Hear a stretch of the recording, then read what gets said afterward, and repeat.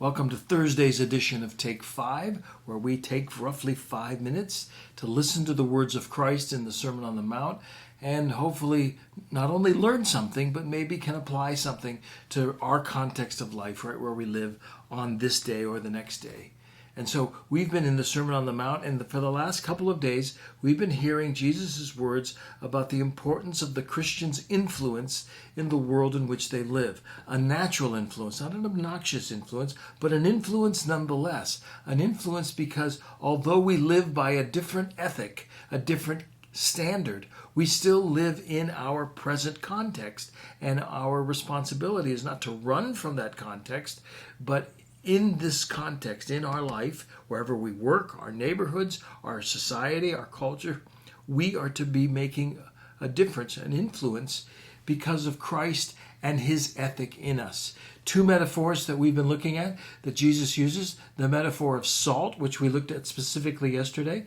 Today we're going to look at the specific metaphor of light, where Jesus says in Matthew chapter 5, verse 14, "You are the light of the world."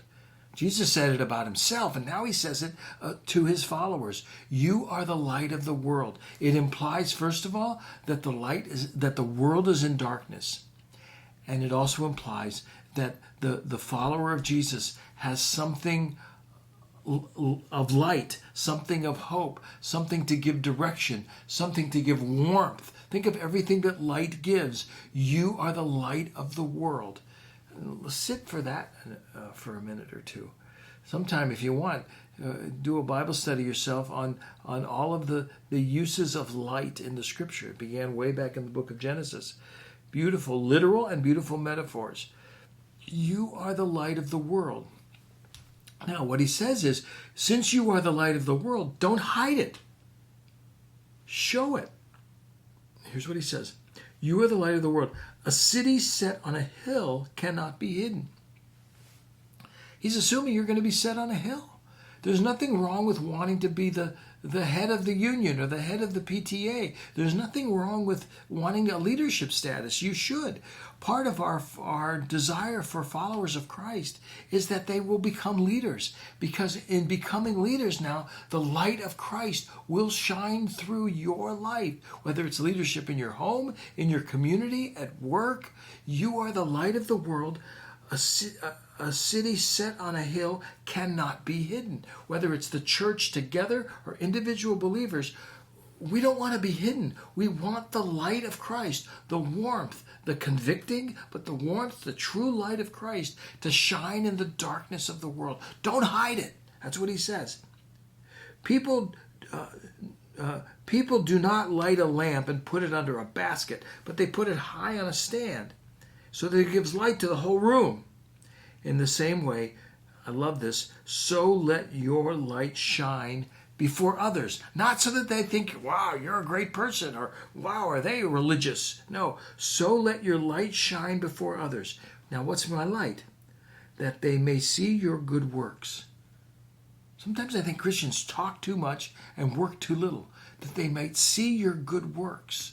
Works of kindness, works of love, works of mercy, works of justice, that they see your good works. Sometimes here at Trinity we ask the question, if Trinity was to go away, would the city of Mentor, would Lake County, would Northeast Ohio miss us?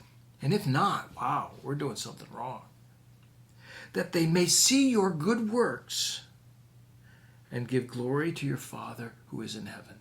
That they would look at the God in heaven and say, thank you for what your name, or for Trinity, or for whoever we are. That's how we are the light of the world.